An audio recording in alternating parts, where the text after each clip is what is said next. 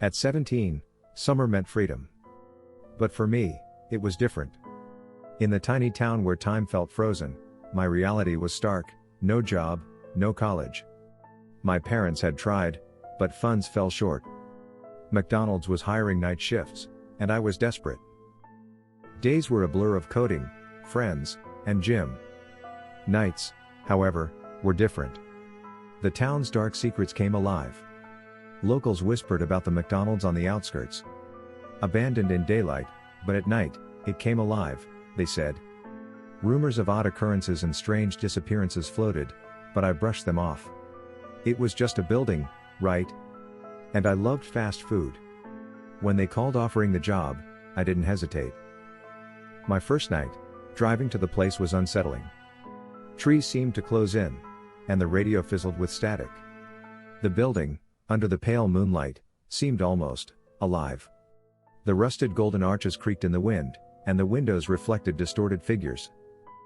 Inside, everything looked normal, almost too normal. As if it was waiting. A manager, middle-aged with weary eyes, handed me my uniform. With a grave voice he said, "Kid, most don't last a week here. Just follow the rules. And don't trust the shadows." Chills ran down my spine. What had I gotten myself into? The manager's warning echoed in my ears as I began my first night. He showed me around the dilapidated outlet, explaining the procedures. But as we navigated the dimly lit interior, there were things he didn't need to explain. Unseen whispers danced around us, shadows seemed to detach and reattach at will, and cold spots would suddenly appear, making the hair on my arm stand. "Over there," he pointed to a door at the far end, "is the freezer. You might hear things inside, whispers or cries. Just ignore them. They're not real. Or at least, that's what I tell myself."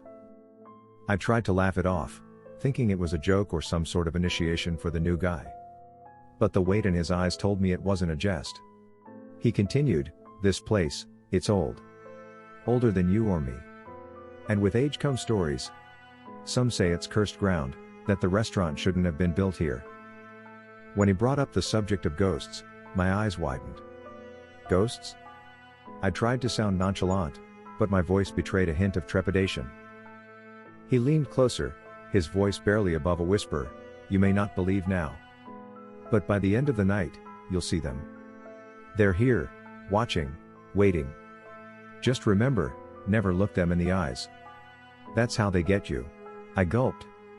As the night wore on, my tasks seemed mundane: flipping burgers, cleaning up, restocking. But the ambience was anything but. The lights occasionally flickered. The fryer would hiss and pop, almost as if it were communicating. The drive-thru speaker would crackle with faint, indistinct voices even when no cars were in sight. And then it happened. Around 2 a.m., as the world outside was cloaked in an unsettling silence, I heard a soft giggle coming from the play area. My heart raced. Kids at this hour? I moved cautiously, peering around the corner. The slides and swings were empty, but the giggle persisted, now joined by faint whispers. The overhead lights went out, plunging the play area into darkness. I fumbled for the flashlight on my keychain, shining it around. The beam caught something, a pair of eyes, gleaming malevolently from the top of the slide. They were hollow, soulless, but undeniably human. Frozen in terror, I remembered the manager's words, "Never look them in the eyes." But it was too late. The eyes began to descend the slide, attached to a shadowy figure, getting closer, its whispers growing louder, clearer. And then, a loud crash from the kitchen distracted me. The figure vanished. But its presence, its intent, remained. I knew then, this wasn't going to be just another summer job. This was a battle for my very soul. The room's atmosphere grew tense as the man hesitated, then reached into a worn drawer. From it, he pulled out a set of faded photographs, spreading them out in front of me. They depicted smiling teenagers, eyes full of hope, not much younger than I was. "These kids," he began, his voice shaky, "they were all employees. They didn't heed the rules." The weight of his words sank in. Were these the missing people the town gossiped about? He handed me a folded piece of paper. "Read them. Memorize them, he whispered. I unfolded the list, and my eyes darted through the bizarre and seemingly arbitrary set of rules. Always ensure the lights remain on, even if they flicker. If a black van with tinted windows parks near the entrance, lock all the doors immediately. Avoid looking directly into the eyes of anyone who orders a McFlurry after midnight. Between 2:37 a.m. and 2:38 a.m., don't answer the phone, no matter how persistent the ringing. If the fryer starts on its own, leave a small piece of your hair in the oil to appease whatever is angry. Should you hear children laughing from the play area, hide. They aren't kids. Never, ever, follow anyone or anything that beckons you into the freezer, even if they look familiar. I swallowed hard, trying to convince myself it was a twisted initiation prank. Are these some sort of sick joke? I stammered. He looked at me with grave seriousness. Every rule has its own story, its own tragedy. Some learned the hard way. His gaze drifted to a corner of the room as if reliving a nightmare. Always remember Rule 8, trust no one. Not even me. As I tried to process the chilling instructions, movement outside the window caught my eye. A shadowy figure darted past, disappearing into the night. Was it a trick of the light, my imagination, or had something been watching us? A bell chimed, signaling a customer at the drive-thru. The man snapped to attention. Your shift starts now. And remember, always follow the rules. I nodded, fear and adrenaline pumping through my veins. The doors behind me creaked open, and I stepped into the unknown, the list clenched in my hand. The night was only beginning, and I was about to discover the horrifying truth behind each rule. Time slithered by, teasingly slow. At first, the night was like any other, filled with the mundane tasks of frying, flipping, and serving. Each order, each beep of the machines, and each soft hum of the air conditioner comforted me into thinking it might all be a sick joke. A new guy initiation. But the deceptive calm shattered when the clock struck midnight. I noticed her while cleaning a spilled Coke near the corner table. At first, I thought it was just a lost child. But as my eyes met her vacant sockets, my blood ran cold. An eyeless girl, no older than 10, stood still, just beyond the counter. Her dress, tattered and stained, swayed gently even though there was no wind inside. It was her, the exact description from one of the rules. Trying to control my racing heart, I recalled the protocol. Without turning my back to her, I started humming a soft lullaby. That's what the rule advised. Soon, a chorus of dissonant whispers filled the room. It was as if the very walls mourned her presence. The eyeless girl tilted her head, listening, then faded away as mysteriously as she had appeared. Thinking the worst was over, I almost sighed in relief. But the night had just begun. 2:37 a.m. The phone rang. My heart pounded against my rib cage, echoing the shrill sound. Rule 4. Don't answer, I whispered to myself. The ringing became relentless, more insistent, as if whatever was on the other side knew I was there. The minute felt like hours, but it eventually stopped. Later, while refilling the salt containers, I spotted it. The dreaded black van. It pulled into the parking spot right near the entrance. Panicking, I rushed to the doors, fumbling with the locks. They felt ice cold. The moment they clicked in place, a tall shadowy figure emerged from the van, walking straight towards the entrance. The night was turning into a parade of horrors from the list. One by one, the rules manifested into tangible threats, each more terrifying than the last. The fryer hissed and sparked to life on its own.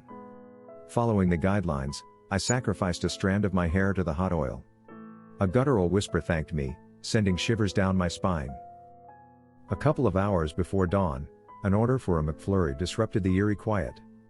Through the drive-thru window, I could see the silhouette of a man. But I dared not meet his eyes. Rule 3. Without looking at him, I prepared the dessert, the cold of the ice cream mirroring the chill in my bones. Every flicker of light, every rustling shadow, and every creak of the floorboards kept me perpetually on edge. Fear was my only companion, a constant reminder of the unknown dangers lurking in the darkness. By the time the first rays of dawn began to pierce the horizon, my nerves were frayed, my energy drained. This job, I realized, was more than flipping burgers. It was a test of survival, courage, and sanity. As the morning crew started to trickle in, relief washed over me. But one thought persisted: I had another night shift tomorrow. This all happened back in 2013. I encountered something that I can only describe as perverse and horrifying. I won't disclose my name because I don't want to be found by the government for what I've seen. I'm 24, and I live in a small town in Michigan. One of those towns that are so small everyone knows each other, and you can walk to your local supermarket. A couple of miles away is where you can go to find your fast food joints and restaurants. I didn't have a car at the time, so I usually would just walk the half mile to the supermarket to pick up the necessities. The owner let me keep one of the shopping carts because he knew I didn't have a car and he trusted me to bring it back. Some people that weren't from the area thought I was a homeless guy. They'd stop and roll down their window trying to hand me $5 bucks. I'd have to explain my situation, and some people were understanding, but most gave me weird looks and drove off. One day, craving McDonald's and without Uber money, I decided on the 2-mile walk. Alone and estimating the journey by sunset, I hoped a good Samaritan would offer a ride home. As I began, old memory surfaced, a shortcut through an abandoned government experiment building that would have my travel time. I had sneaked there with my brother as kids to smoke, so I knew it well. On arrival, I squeezed through the broken fence and entered. It was old and decaying, with the floor seeming to crack beneath me. Suddenly, the floor gave way, and I fell, blacking out upon impact. When consciousness returned, I was surrounded by darkness.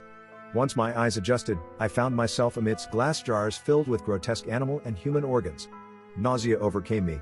My priority shifted to escape, but as I searched for an exit, a faint whimper echoed. The voice seemed childlike, igniting my instincts to help. But suddenly a door creaked open, revealing stark lights that made me dive for cover under a table. Voices soon followed, and a chilling statement rang out: "It's dinner time, freaks." Peeking out, I spotted 3 cages. One contained a creature bearing an uncanny resemblance to my older brother, who'd gone missing 8 years prior. His disappearance was a mystery that haunted my family. He'd simply vanished after asking me to join him for a smoke. His last words to me were, "All right, more for me then."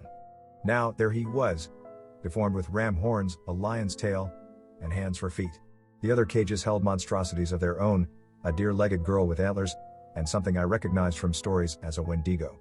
As I looked on, a worker tossed raw meat into each cage except the Wendigo's. Instead, another brought a human corpse for it. Terror gripped me, but it worsened when another worker mentioned a hole in the floor above, hinting at my unintended entrance. Once they left, I made a dash up the stairs and straight for the building's exit.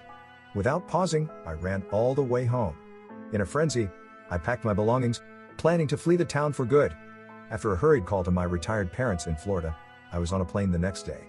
From their house, I penned down this story, torn between horror and a plea for someone to save my brother.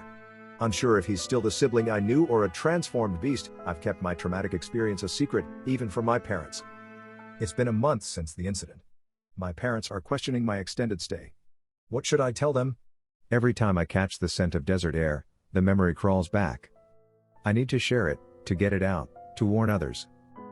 20 years feels like yesterday when it comes to that night. My older brother, Jake, and I had been slogging through a landscaping gig in the vast stretches of northern Arizona.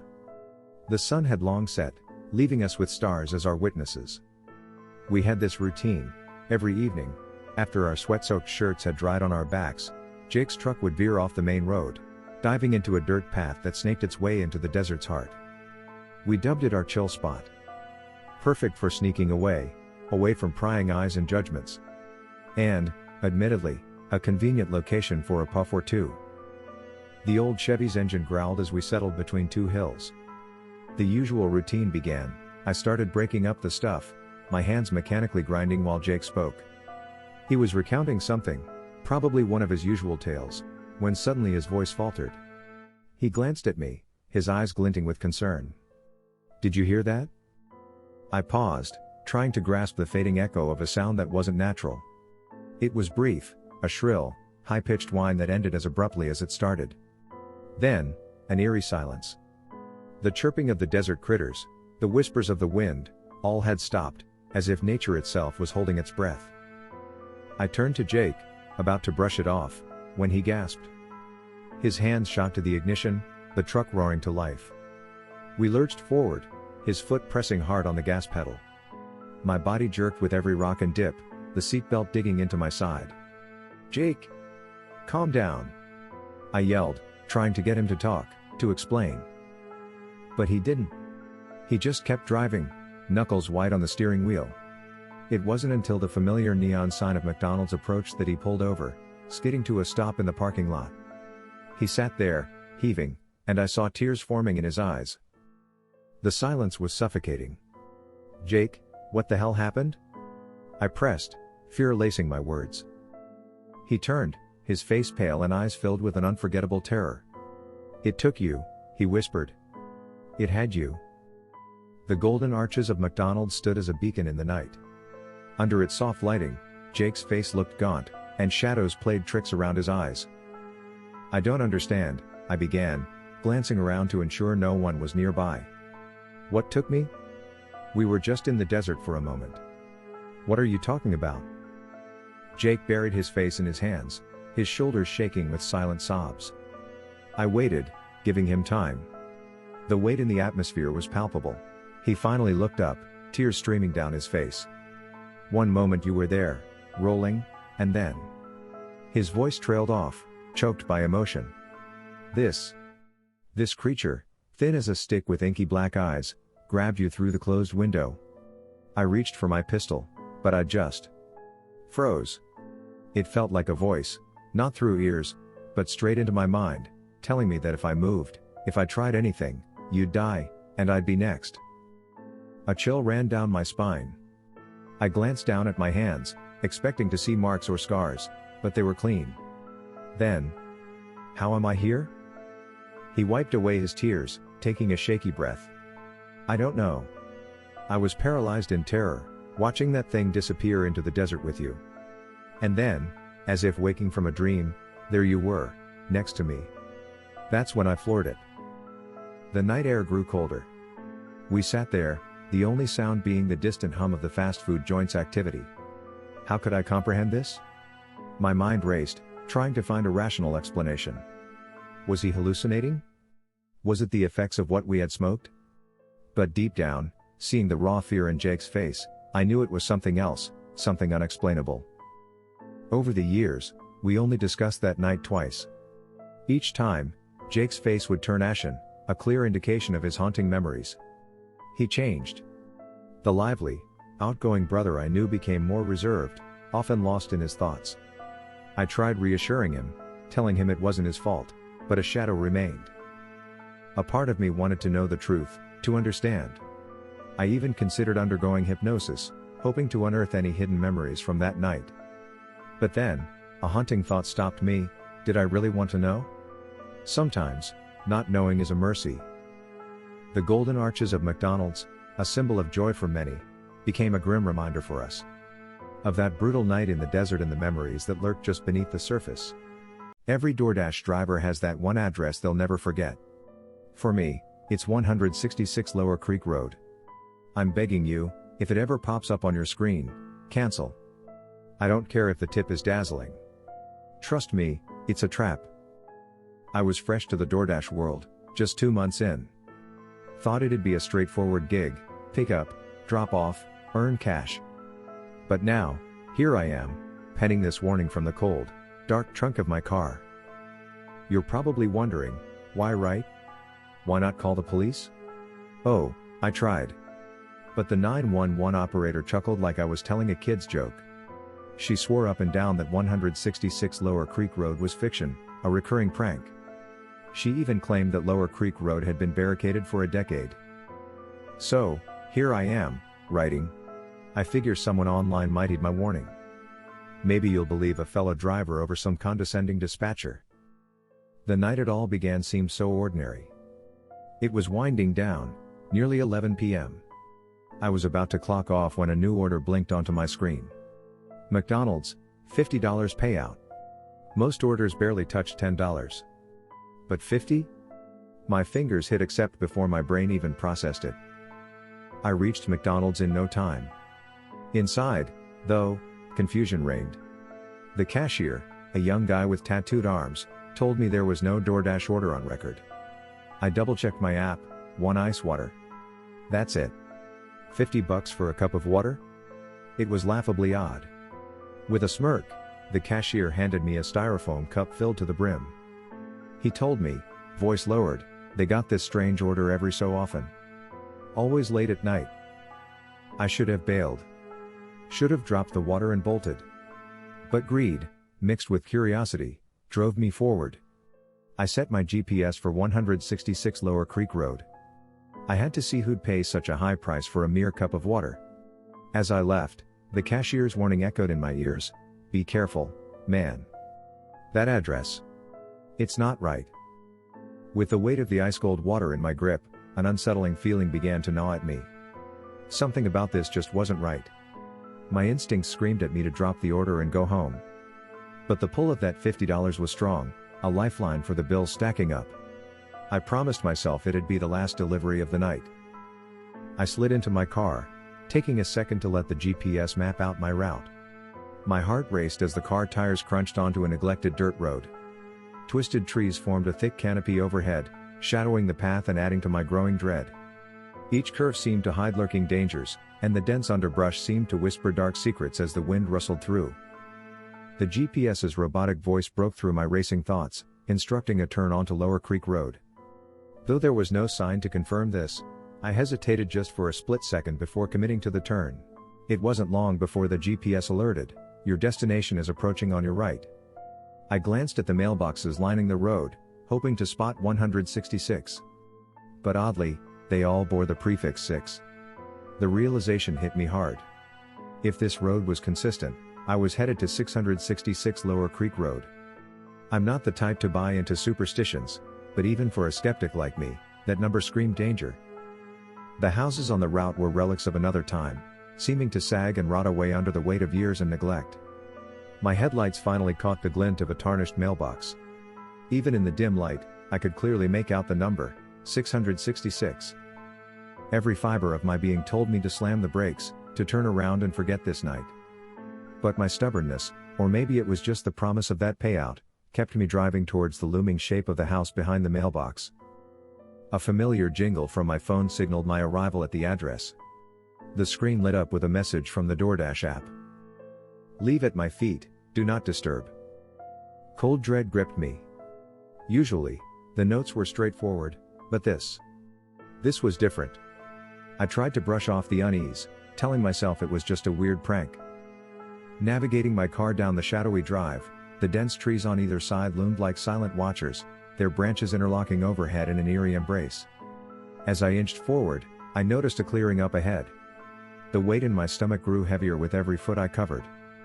There wasn't any house in sight. Instead, what I saw felt like a scene ripped straight from a twisted nightmare.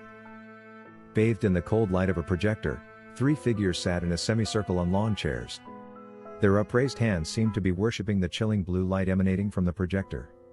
As my headlights washed over them, I realized with a lurch of horror that they were all completely naked. The central figure cradled a box in his lap, tendrils of smoke rising from it. The overpowering scent of burning hair filled the air, making my stomach churn. The engine hum was drowned by the soft buzz of the projector. The realization struck me like a bolt, these men were waiting for me, expecting me. Panic clawed its way up my throat as I stumbled from my car, all thoughts of delivering that damned cup of water forgotten. Frantically searching my pockets for my keys, I felt the sinking realization that they were gone. I dared a glance back at the figures. They were on their feet now, steadily advancing toward me. Their blank eyes seemed to lock onto mine, their intentions clear and malicious. Adrenaline pumping, I darted toward the back of my car. The trunk, usually a space for groceries and spare tools, now seemed like my only refuge. I clambered in, yanking the lid down just as the first man reached my car. Huddled in the dark confines of the trunk, every sound from outside was magnified. Soft murmurs. Footsteps circling the car. The disturbing hum of the projector. Through all this, a realization crept into my mind. There was something in this place, something that reached beyond the immediate terror of the 3 figures. The mountain, the road, the eeriness of it all, it felt like a living, breathing entity with sinister intentions. Now, as I lay in this dark prison, I scribbled this out as a warning. Stay away from 666 Lower Creek Road. There's a malevolence here that thirsts for more than just a Doordash delivery.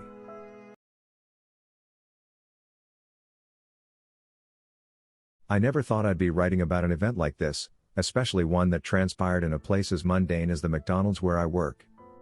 But after last night, my entire perspective changed. For reference, I'm 17, quite tall at 6 feet 6 inches, and sport a unique shade of blue hair. It's a distinctive look, and apparently, one that catches attention. The McDonald's outlet I work at is conveniently situated near my apartment complex.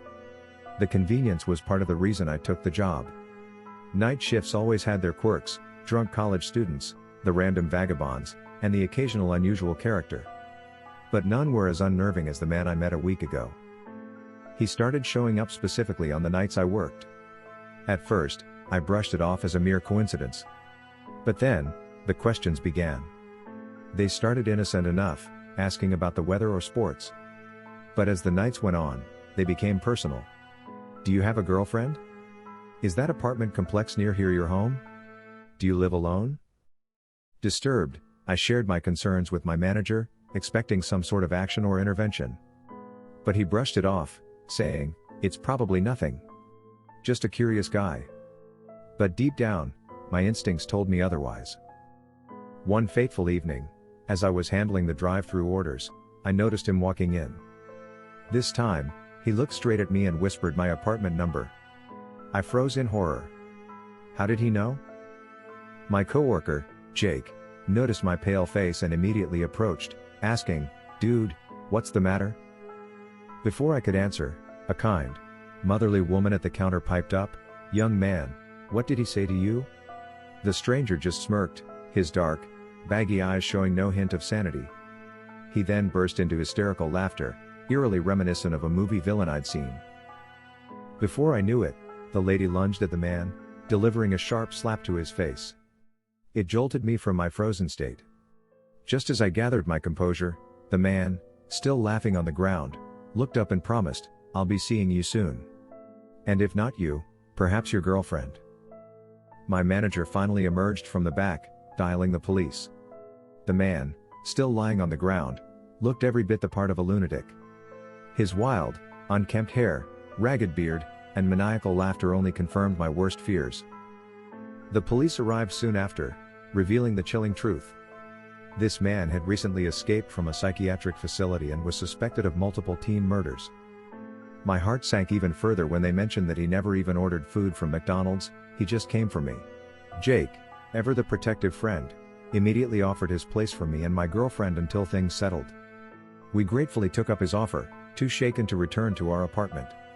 Every ring of the phone sent shivers down my spine, fearing it was him again, but it was always just my family checking in on me. We later found out he had been incarcerated, but the trauma lingered. My family decided to move out of state, believing distance would help heal the wounds. But the scars remain. Every night, as I lie down to sleep, I'm reminded of the dangers that lurk in the most unsuspecting places. Be vigilant, be safe. Because in today's world, you never really know who's watching. I've always found comfort in the ordinary. My life was about as ordinary as one could get. The quiet rhythms of a town no one had ever heard of, the daily monotony of flipping burgers, and the repetitive conversations with folks who had never ventured beyond the county line. But that was before that fateful night at McDonald's, when everything I believed about the ordinary was thrown out of the window. At 21, I managed to secure a job at the McDonald's on the outskirts of our town, set against the backdrop of dense woods. The place was a relic from another era, with rusty old golden arches and a drive-thru system that looked as if it had been there since the dawn of time.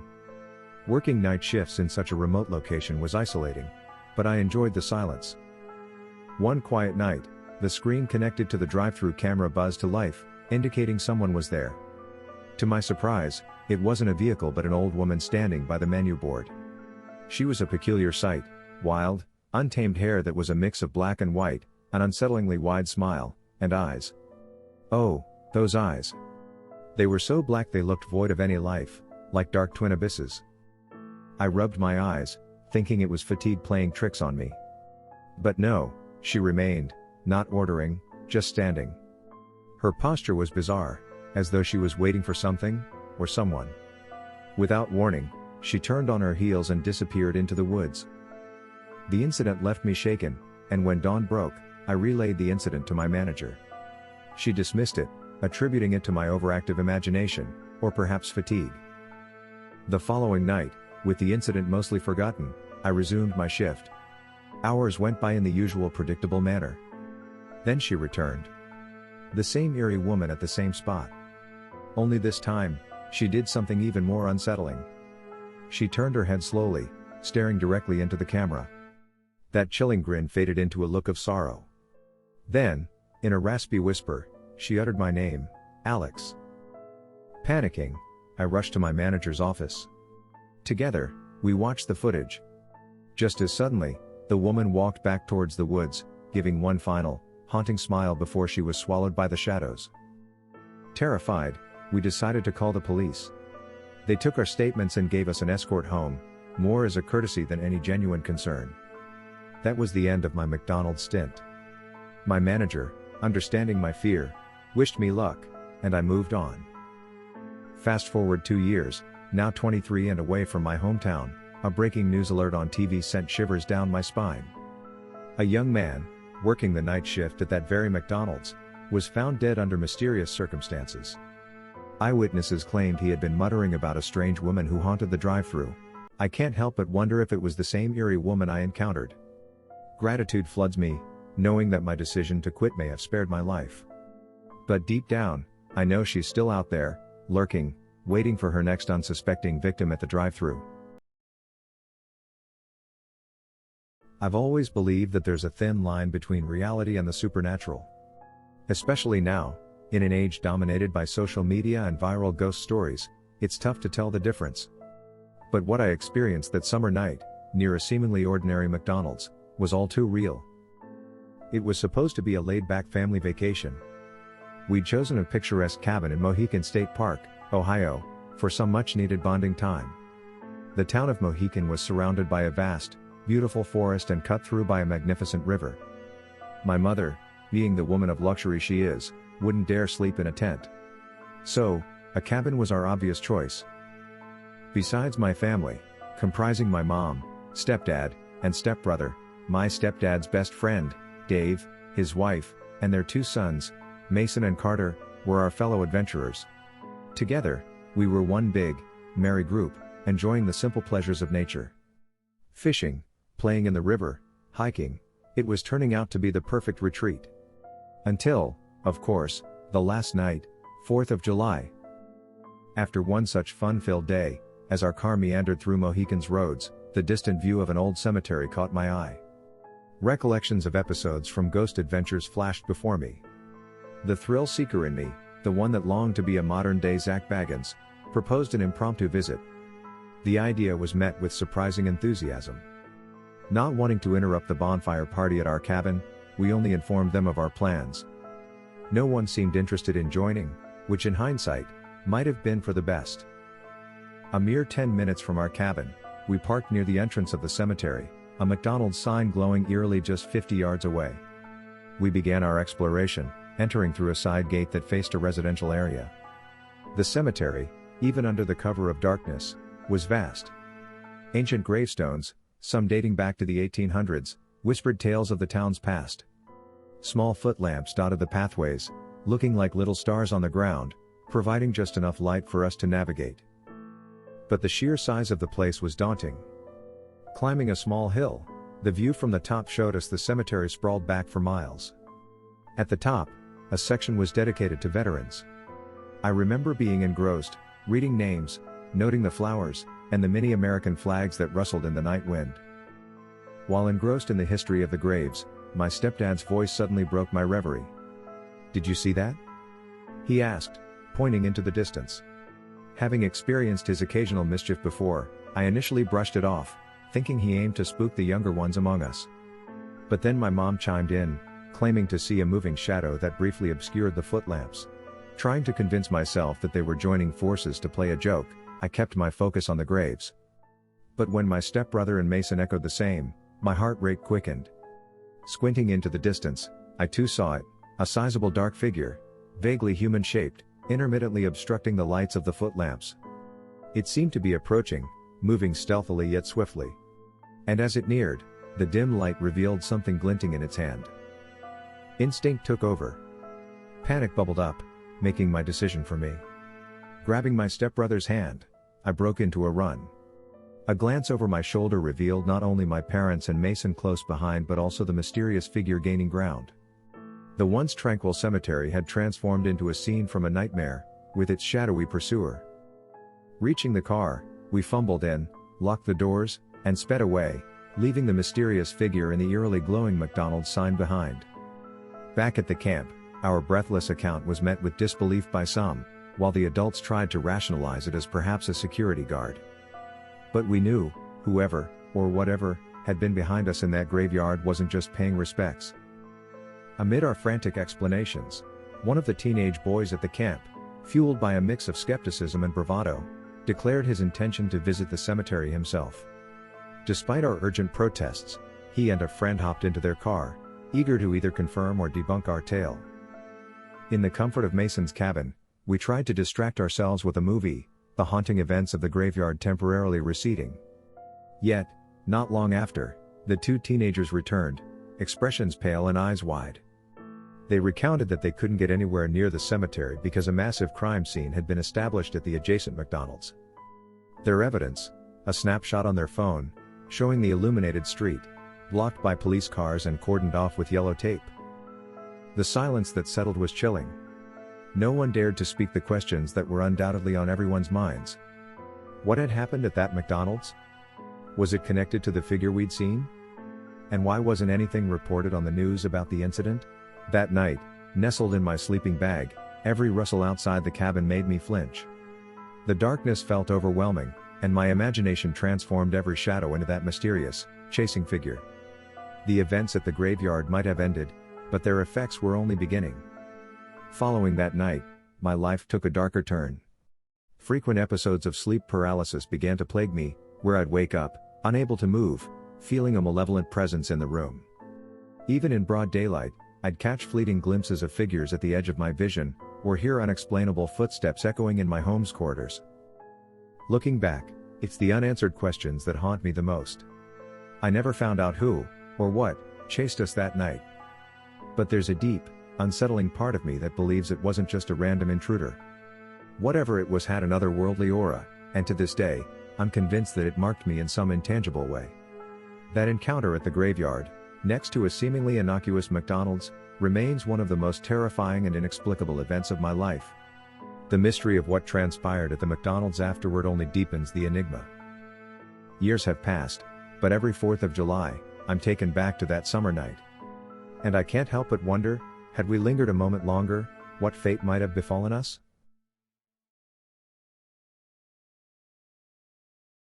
Every day at McDonald's is pretty much the same. Grease-stained counters, a drone of chattering customers, the scent of fries wafting through the air.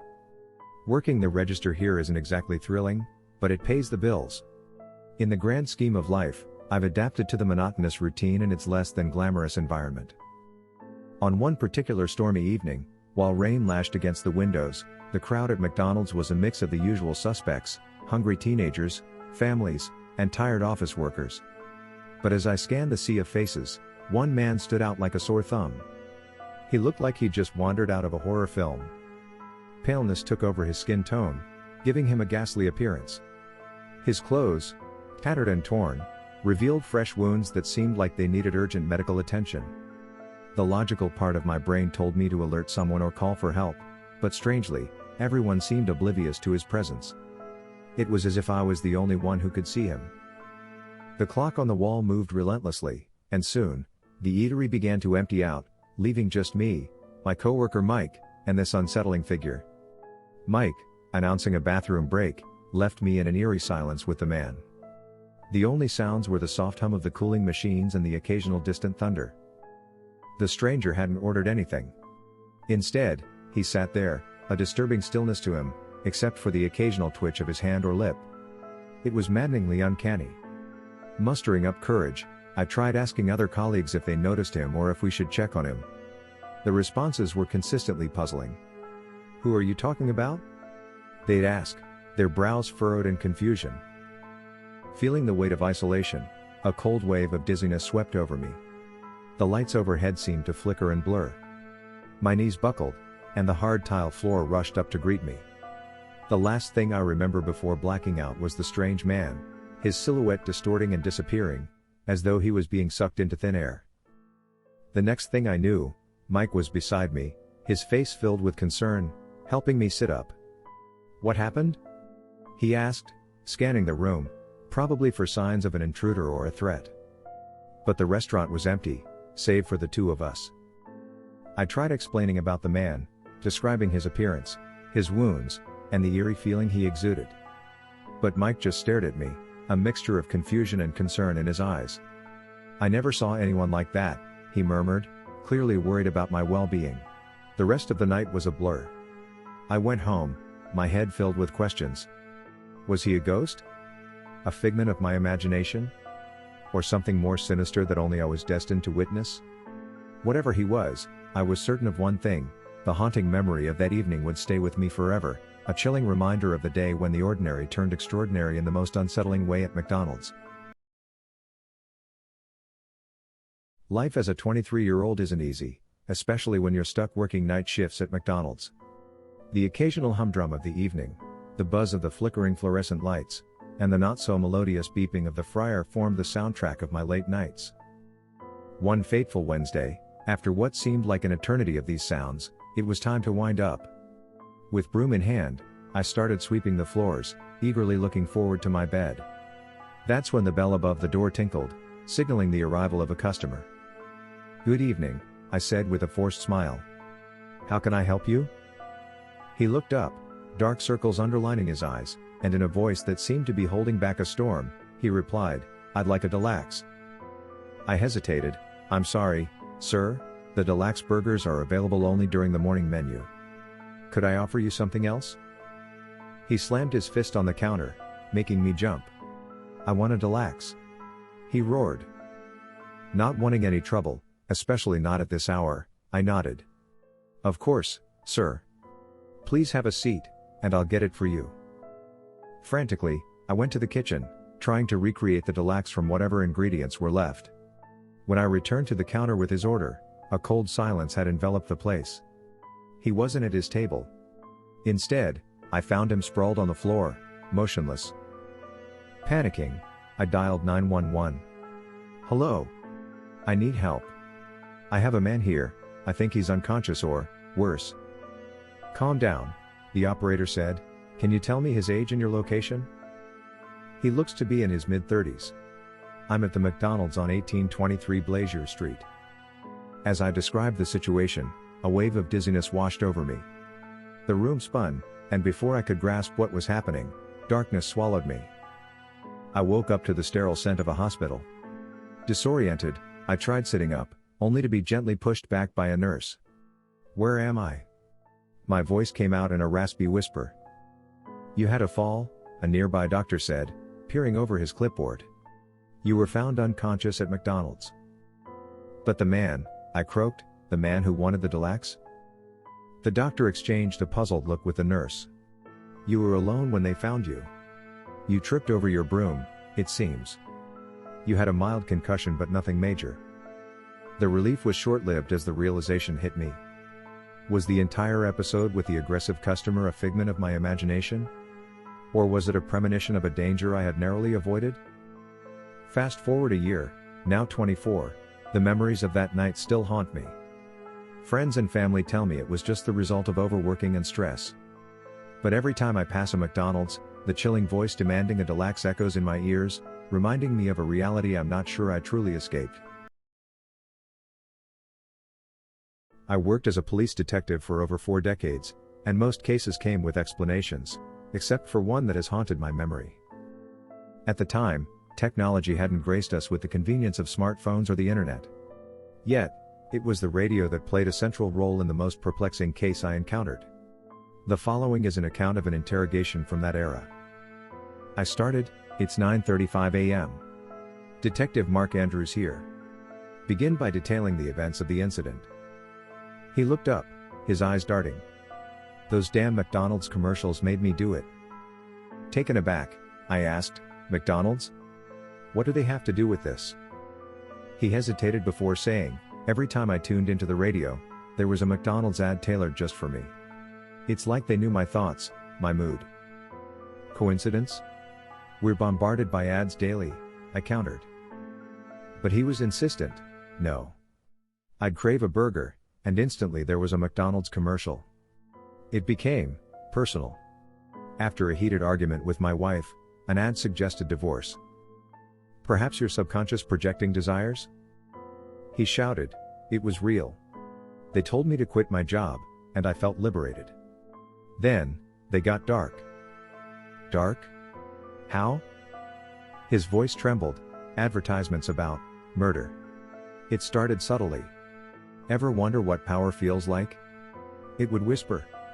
But soon, the suggestions grew direct and incessant. Why wait? Feel the rush. It blared. Are you saying a McDonald's advertisement drove you to murder? You don't get it. It wasn't about burgers anymore. They said, take control. Now is the moment. I was at a crosswalk. The voice compelled me to speed into the crowd. I felt trapped, like this was the only way to silence the ads. As he confessed to the vehicular murders, he sobbed, the commercials made me. Post-interrogation, I decided to inspect the car myself. I was greeted by static, the hum of a radio trying to catch a signal. Puzzled since the car wasn't on, I reached for the radio controls. That's when my heart stopped. There was no radio. Never had been. How had he heard the ads? More importantly, how had I heard the static? Something sinister connected McDonald's, the man, and that phantom radio. And though retired now, the mystery remains, forever linked with the golden arches in my mind.